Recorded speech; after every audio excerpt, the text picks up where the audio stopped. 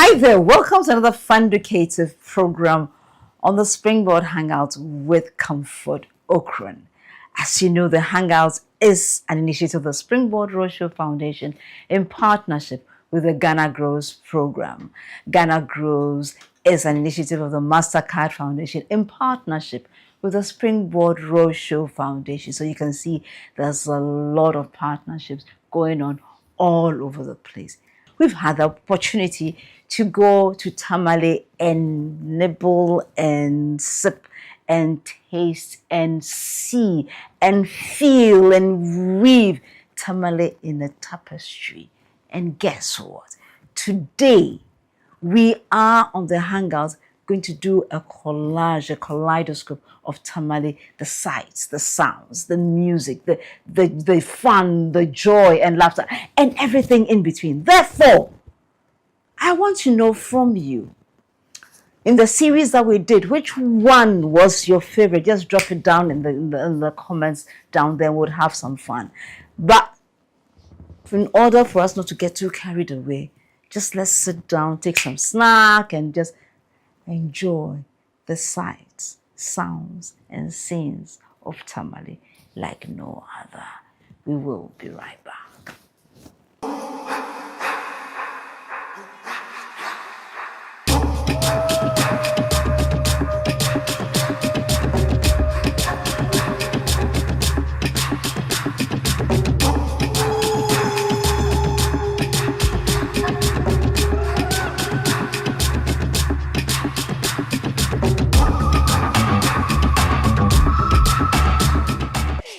Welcome to the Springboard Hangout. Today we've come to your place and we're coming to learn about the traditional Northern smoke weaving.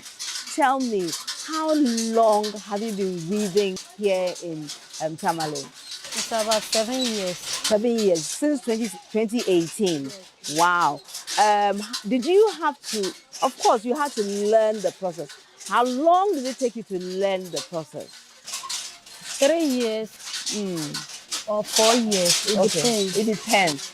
But you took how long? Because I'm sure you guys have brain. So 3 years. It's 3 years. When they come, you say they take about 3 years to learn or 4 years, depending on the person. So when they come, what process do you take them through? What process do you take them through to learn how to weave smoke?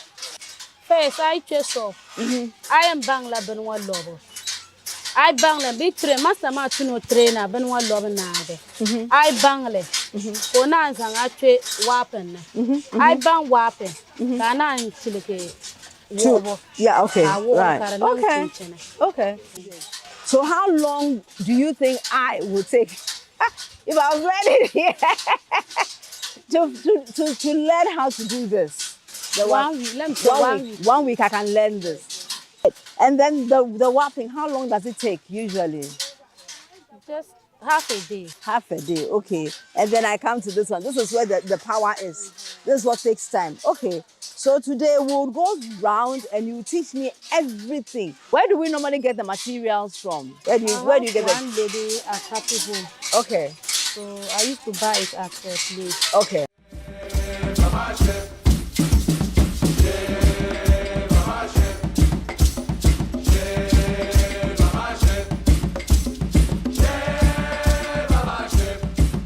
So about how many of these do I need to do to fill this thing up? If you have to use to fill this one, first we used to use one and a half, but now you need two. Yes. Two? Yes. Why two? They have reduced it. It's not like how it was. It used to be full at first. Yes. Oh, okay. So now you need 3 whole, I was going to say rims. Two. You need 2 to be able to get one out of it. Hey, I see. So this will take me about a week indeed to do it when I start my learning journey. So Rita, this is the warping station, right? Yes. I can see we have different colors of cloth. So what do we do? You hold this one. I hold this one. Yes. So you can notice that there are some threads on the ground, right? There are different threads on the ground, and we are using it to go. Leave this side. As you leave it. Hold this one. As you hold this one. Yes. Okay. You do it step by step. Step down, by step. Down. Yeah. Down. Okay. Okay. Okay. Does it have to be in any part, or it can be in any part? Just it's by line. If you cross it, you know it by yourself.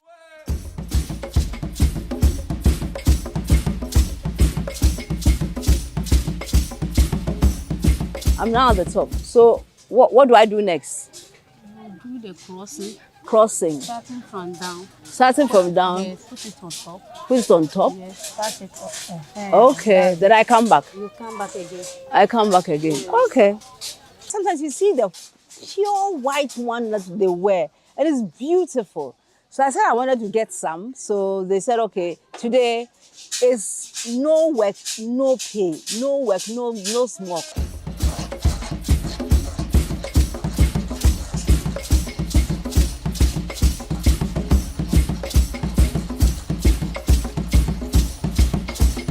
So how many of this do we need to do to be able to do the work? More than 20, 15, 20. 20? Yes. If you just boil this well, it will be big. 20 will be okay for 1.5 cloth. For 1.5 cloth? Yes. So why can't you use it straight from the thread? Why do we have to go through this process? This weaving process? Because it's 3. Because it's 3. Yes. Ah. So we can't put it inside the circle. Okay. Unless we do it and put it inside the circle. Okay. Like Oh, I see.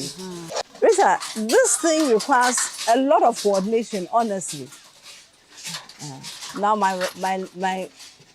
it requires a lot of coordination. How do the young people do this because they do it with such expertise.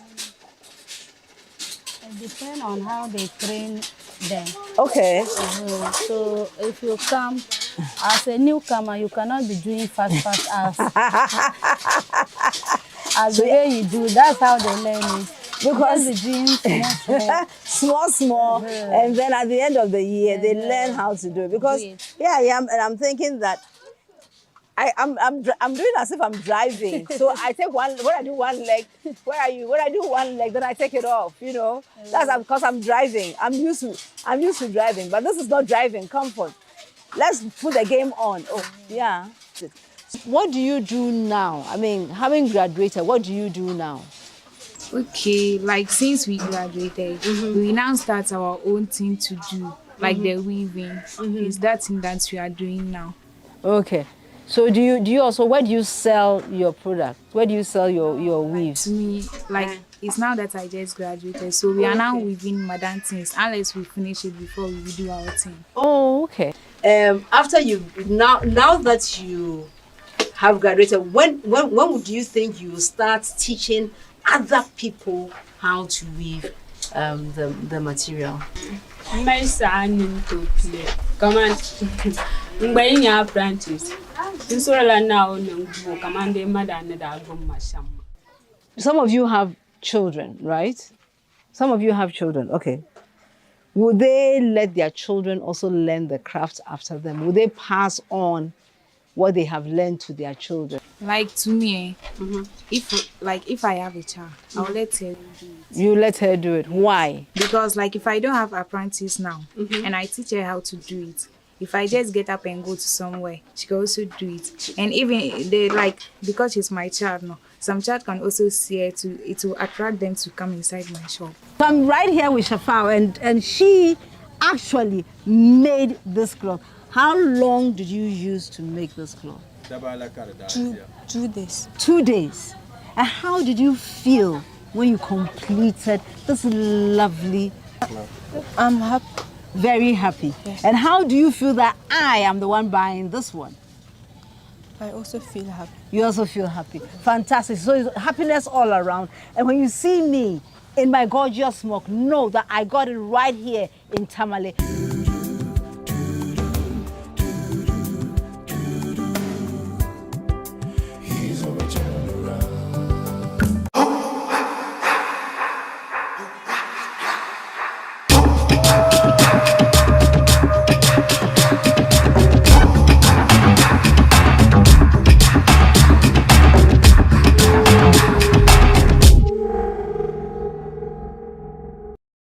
still continuing our journey in the north. And guess what? We've come to Dudughu. Dudughu is a local cuisine experience where you taste and feel every single dish in its components because they are organic, they are combined with such love, and they are combined to make you enjoy life. It's about food, but food in practice, where we'll go to the kitchen and meet Amina. Before we go to Amina's kitchen, she's sitting beside me. So I'd like to introduce Amina, and then we'll learn a little bit about her background. Then we go and cook. And Amina, what is Dudughu? Dudughu means kitchen in Dagbani. Dudughu. So it's pronounced Dudughu. Dudughu, yes. Yeah. Okay, and tell us a bit about yourself. Okay, so I'm Audu Amina Partner, a native of Northern Ghana. Precisely, I'm a Dogomba. I was born and bred here. And I started Dudughu in 2016, but I stopped for some time in 2020. I re-established this place. This was meant to be a production studio. You can see the studio light. Okay. It was intended to be a cooking production. Okay. Yeah, but I was not getting sponsorship. Aww. So I just started creating content with the research I had made with our local cuisine. Okay. And I was started creating content around that and posting it on social media. And that enticed people to want to come and have an experience. So the entire experience started around that.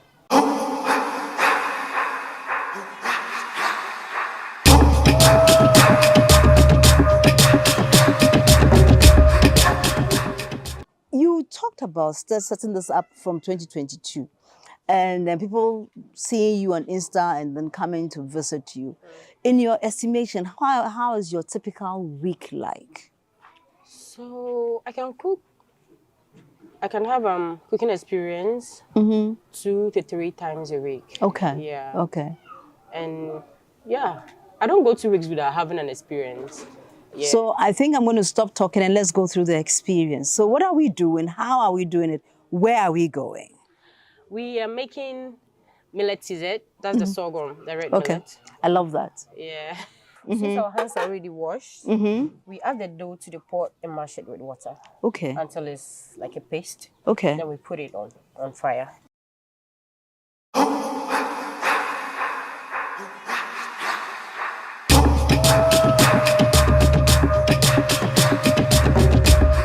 In the past, when you hear someone saying "being a badzerla lukui," it means they must really be poor to be using the peanut dough for their soup instead of the peanut butter. Right.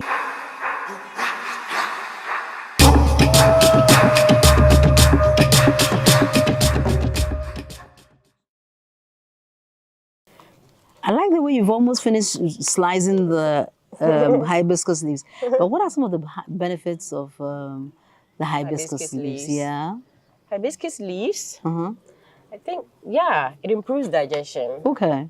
It is also used for the skin. It has health skin benefits. Okay. So I think many people soak the flower buds in water and they use it as hairspray. Really? Yeah, so it darkens your hair.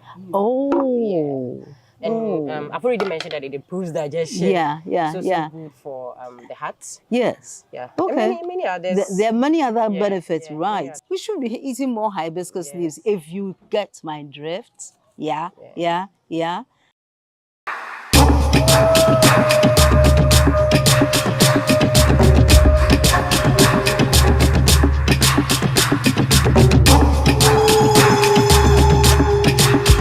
we are pounding the groundnuts now to get it ready for the soup.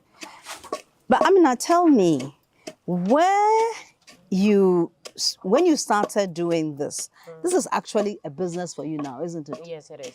Have you got people coming to ask you if you could teach them about the local cuisine? I mean, in terms of they actually making a living out of it? Yeah, people do. All right. Yeah. So the cooking experience I've talked about is actually just a cooking class. Okay. Yeah. So people come to go through the preparational processes of most of our indigenous foods that they don't know. Okay. That they want to learn Okay. about. So for dining experiences, just few people come to just eat and go. But Okay. many times people just want to come and go through the process so they can go and make the food themselves at home. Okay. But not anybody for commercial use. Commercial, no. No.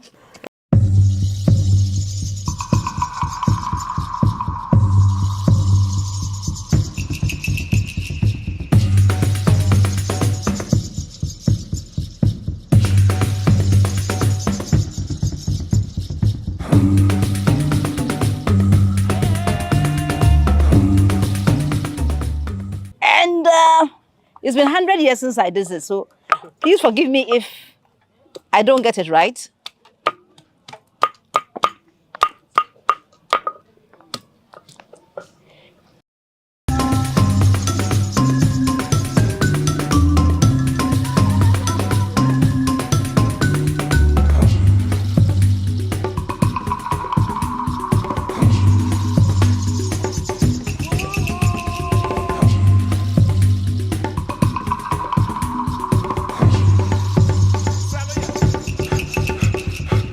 Recently, we had the opportunity to train some young people in mushroom farming. So now when I see mushrooms, I look at it with a different light.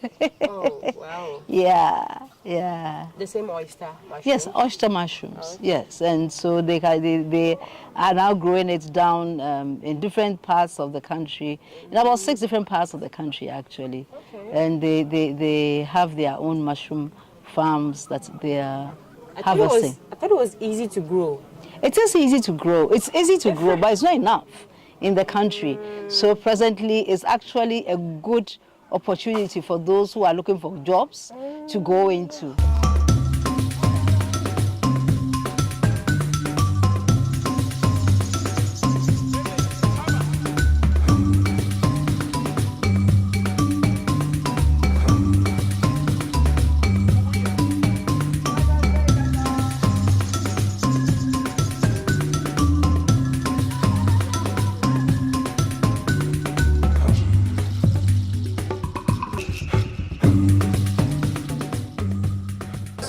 Wow, it looks amazing, smells delicious, and I know the taste is going to be heavenly.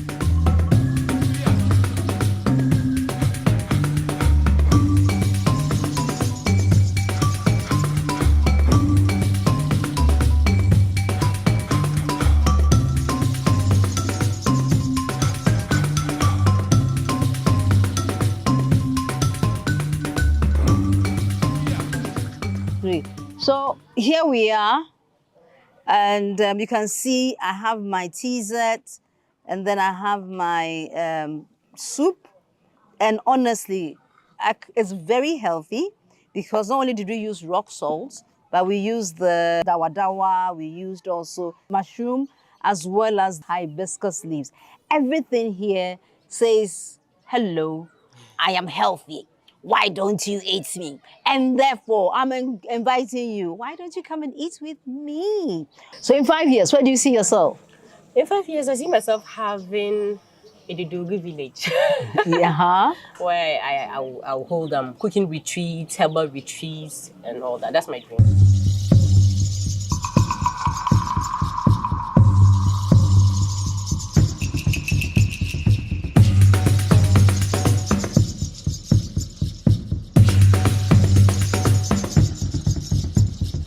I mean, you know, in Ghana Grows, we are about agribusiness, ATVET, and the extended value chain. So today we are focusing on nutty agribusiness. Let's meet the CEO of Maltiti Enterprise because she has the know-how, she has the ideas, and most importantly, she has people, a whole community behind her to make the shea nut butter that is processed in this space one of the best. So, Azirabitu, please, this place that you have, about how many years ago did you start it? 20 years. 20 years? Wow. And what led to you starting this place? Based on the community that we were, and there are some people came in there. But they wasn't having it in processing center. They were doing in individual houses. Okay. So the person was looking for the quality and wasn't getting. So that is why I gathered the women and said, let's go in for what I have in my mind and see how we can meet the quality. And when we started and send the test to Ghana Standard Authority, it went through. Okay. So that is how I began to say, oh, then I have to set up a processing center where I can have the women there to process the quality that I want. I see. So usually when you start processing, how long does it take? Usually at first, they normally take 1 week. 1 week. To process shea butter. Right. Into butter. Okay. But these days, they normally take some because of the kneading machine and the roaster that we have now. They normally take within 3 to 4 days, the woman will finish the processing. So you said of women, so I'm wondering how many women do we have here? We have about 75 women. About 75 ladies Yes. all come here Yes. on a daily basis or on a shift? They are on shift. Okay. Because okay. all of them cannot work at the same time. You see, some people, they are just going to start. Some Okay. people will be washing, picking, some people will be roasting, some people will be kneading. Right, Yes. right. And some people will be in finished product. Finishing the product. Yes. Okay. What is the first process? When we bring the things from the farm, what's the first thing that you do when it gets to the processing center? You are going to depulp it. The pulp it. So the Yes. first process is the pulping To one. depulping the nut. Okay. And okay. parboil it. And parboil it. The nut. Wow. After okay. parboiling, you dry it. So this is now the drying area. No, you dry the kernel. When you dry the kernel, then you depulp it from the kernel Right. and get the shea nut. Okay. So when you get the shea nut too, you see this thing is not well dry, so you have to dry it. Okay. Okay. After when you dry this one, you will take it and wash it. If it's dirty, you have to wash it. Okay. When you wash we have a it, washing area. Do we do it? even we have a washing machine here, but it has some faulty. Oh. And they were washing hands, and maybe we got in this machine for them to be helping them for the washing, but it is faulty. Okay. Okay. So you wash it and re-dry it again. Right. So from the washing, you pick out all the dirt, black nut and other things inside. And after it dry, you send it to the crusher, and the crusher will crush it, and you come and re-dry it again.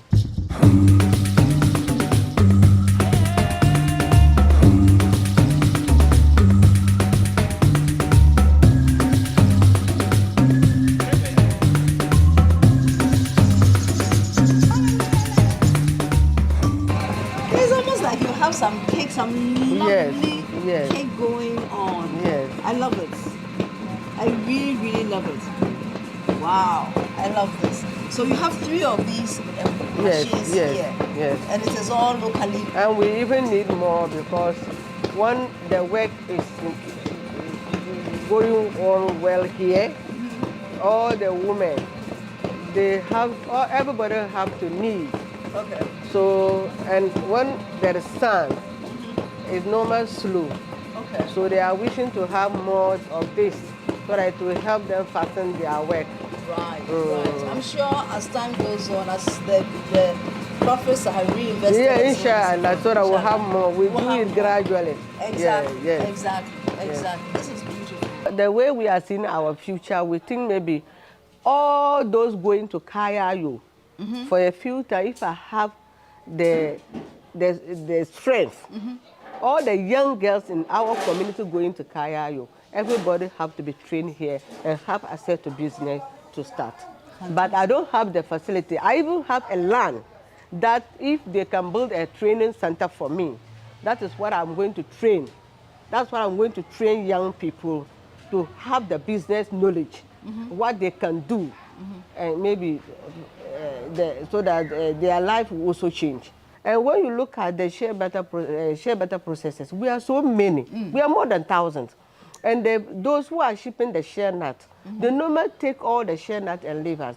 So we are going to plead with whoever is listening to us to help us so that those shipping the nut, even if they give them 50%, they should leave the 50% to the processor so that we also have access to the shea nut to buy, because we don't have money to follow them. They have bigger money, we don't have.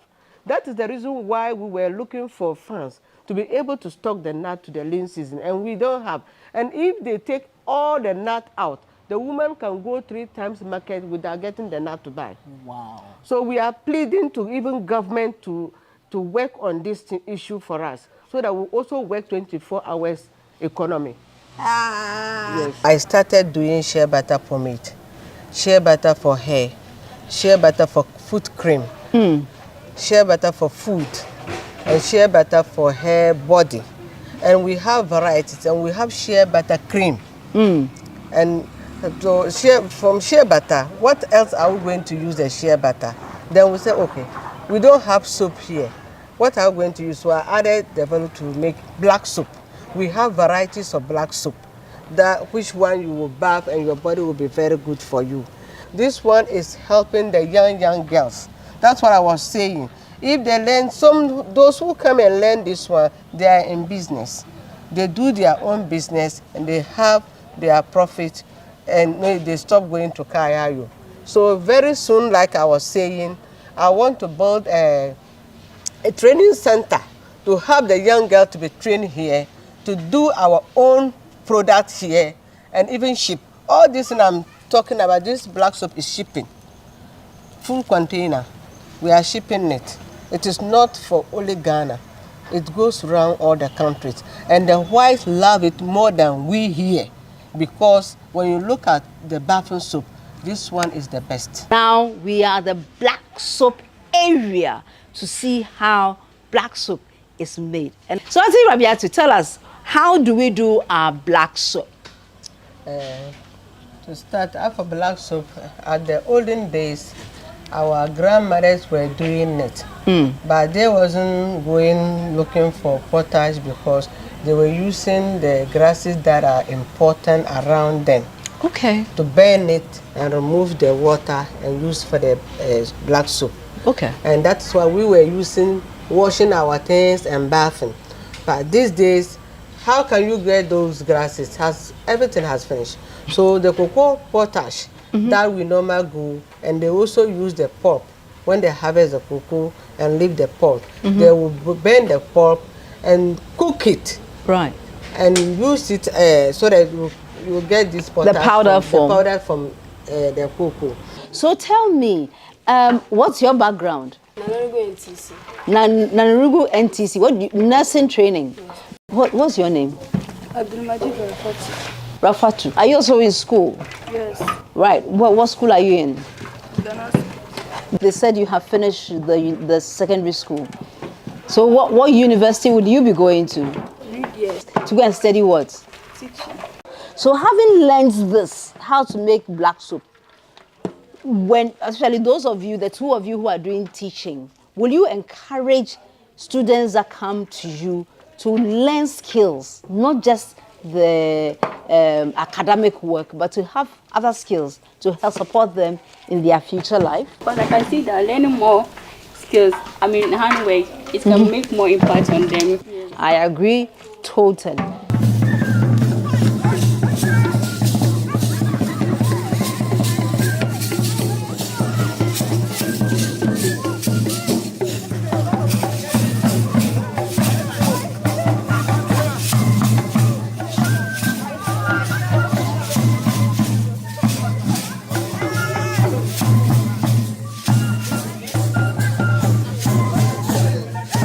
I want to learn a bit about your journey, how it has been so far, being with the Ghana Grows program. Okay, yes, I can start. I think so far the Ghana Grows program has been very beneficial, because apart from being a woman's advocate, I'm also very interested in agriculture and agri-TVETs. Okay. Because most of the time, one of the most common problems we have for young ladies is teenage pregnancy, the inability to survive on their own. So I thought it wise that if there's one thing that makes money, it's food. And where does food come from?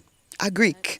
So it just makes sense that looking for opportunities for them in the agricultural sector as well as agri-TVETs would make sure that no matter what, you'll be self-independent, you'll be economically independent, and you'll be your own woman. If the woman is leading the cause of farming, by now there wouldn't have been hunger issues in the country. Exactly. But because for 1,000 years now, the men are leading the farming. And that is why we are still talking about food insecurity. Thank you. With Ghana Grows, it also give me opportunity to connect with a lot of people. I love that. A lot of different ideas. I have people that anytime like in fashion, I have people I will just call and say, Charlie, this and this and that, and I got them through Ghana Grows programs.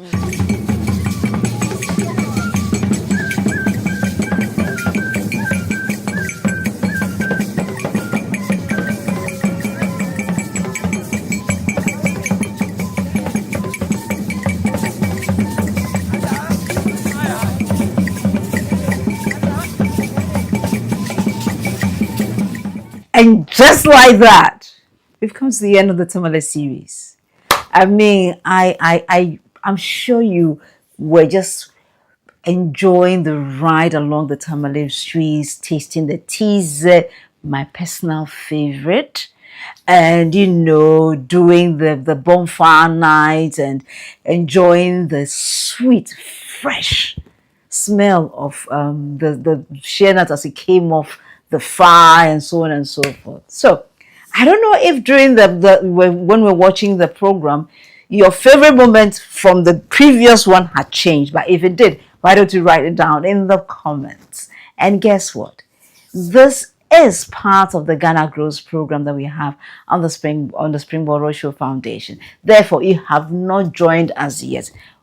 I beg, what are you waiting for? Please call our hotline or send a WhatsApp to 0308 255 775, and we will onboard you and we'll tell you and have much, much more fun all across the country.